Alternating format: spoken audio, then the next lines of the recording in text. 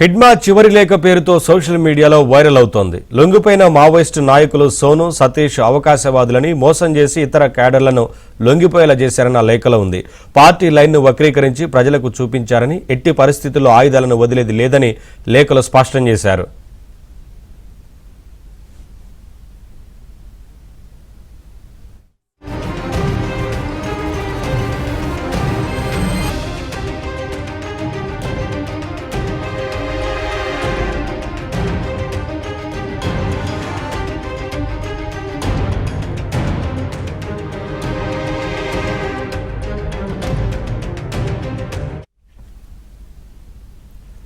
హిడ్మా చివరి లేఖ పేరుతో సోషల్ మీడియాలో వైరల్ అవుతోంది. లొంగిపోయిన మావోయిస్టు నాయకులు సోను, సతీష్ అవకాశవాదులని మోసం చేసి ఇతర క్యాడర్లను లొంగిపోయేలా చేశారన్న లేఖలో ఉంది. పార్టీ లైన్ను వక్రీకరించి ప్రజలకు చూపించారని, ఎట్టి పరిస్థితుల్లో ఆయుధాలను వదిలేది లేదని లేఖలో స్పష్టం చేశారు.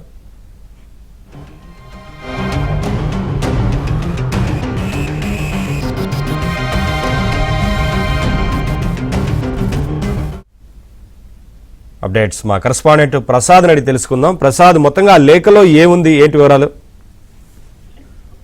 నవీన్, నిన్న ఆంధ్రప్రదేశ్ వ్యాప్తంగా మావోయిస్టులను ఒక విధంగా జల్లెడి పెట్టారని చెప్పవచ్చు.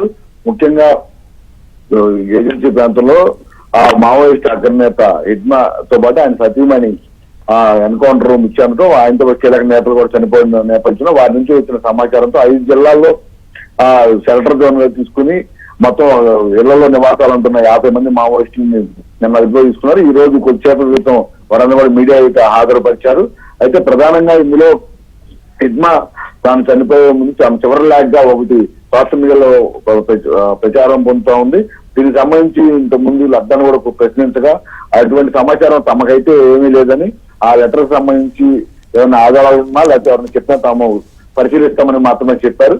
అయితే మనకు అంటున్న సమాచారం ప్రకారం హిడ్మా రాసినట్టు చివరిగా రాసినట్టు చెప్పబడుతున్న లేఖలో 2 పేర్లు ప్రధానంగా ప్రస్తావించారు. అందులో సోను, సతీష్ ప్రధానంగా వీరిద్దరిని కూడా లొంగిపోయేలా చేయడం వెనక కుట్ర దాగి ఉందని, వారిని భయపెట్టి మాయమాటలు చెప్పి లొంగ తీసుకున్నారని చెప్పి కూడా ఆ లేఖలో ప్రధానంగా ప్రస్తావించారు. అంతేకాకుండా నక్సలైట్ కీలక నాయకుడు కేశవరావు ఆయుధాలు వదిలి శాంతి చర్చలు సిద్ధం కావాలని అంటూ కూడా జరుగుతున్న ప్రచారంలో వాస్తవం లేదని, నక్సలైట్లు ఎప్పుడు కూడా పోరు బాటనే ఎంచుకుంటారు తప్ప ఎప్పుడు రాజీకి వచ్చే పరిస్థితి ఉండదని ప్రజల పక్షాన, అదేవిధంగా ప్రభుత్వం చేస్తున్న అరాచకాలపై తమ పోరాటం కొనసాగించాలని కూడా ఆ లేఖలో ఉన్నట్టు కూడా చెప్తున్నారు. అదేవిధంగా సోను, సతీషులు తప్పు అసత్యాలను నమ్మి లొంగిపోయారని, వారి నుంచి ఎటువంటి సమాచారం వచ్చినా లేకపోతే వారి నుంచి ఎటువంటి ఇబ్బందులు ఎదురైనా కూడా ఎవరు కూడా ఉపేక్షించవద్దని కూడా చెప్పినట్టు సమాచారం అంతా ఉంది. ప్రస్తుతం ఈ లేఖ సోషల్ మీడియాలో హాట్ టాపిక్ గా మారింది. అయితే అధికారులు మాత్రం దీని గురించి ఎటువంటి సమాచారం ఉన్నట్టు కూడా చెప్పడం లేదు. మళ్ళీ